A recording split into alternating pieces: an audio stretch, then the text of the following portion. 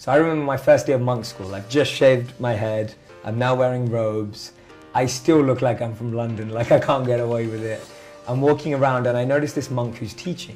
This monk's 10 years old and he's teaching a group of 5-year-old monks, right? And I see him teaching, he looks like an adult, like, wow. You know, his ability to like teach these 5-year-olds and conduct himself, and he's got this great aura about him. And so I'm kind of eavesdropping on his class. I can't obviously go and sit with a bunch of 5-year-olds, even though I really want to, because I'm like, I feel like a 5-year-old next to that 10-year-old. I went up to him and I said, what are you doing? And he said, oh, well, we just taught their first class ever. And I said, oh, cool. And he said, well, what did you learn in your first class at school?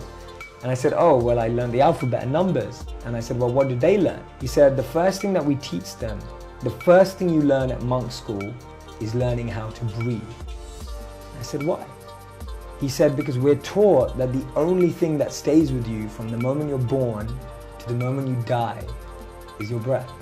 All your friends, family, the country you live in, all of that's going to change. Mm-hmm. The only thing that doesn't change, that stays with you from the moment you're born to the moment you die, is your breath.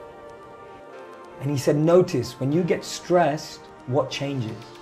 Your breath. Right. When you get angry, what changes? Your breath. When you're sad, what changes? Your breath. When you're happy, what changes? Your breath. Every emotion is experienced with the change of the breath. So he said, when you learn how to navigate and manage your breath, you can actually navigate any situation in life.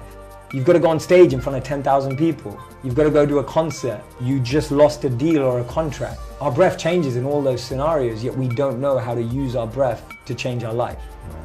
And so for me, that was a huge learning point where I just thought, wow, that's what you're taught. The priority is on the root of things, not the leaf or the symptoms. Right. And that's the biggest thing about living as a monk. You're not dealing with your challenges at symptomatic level.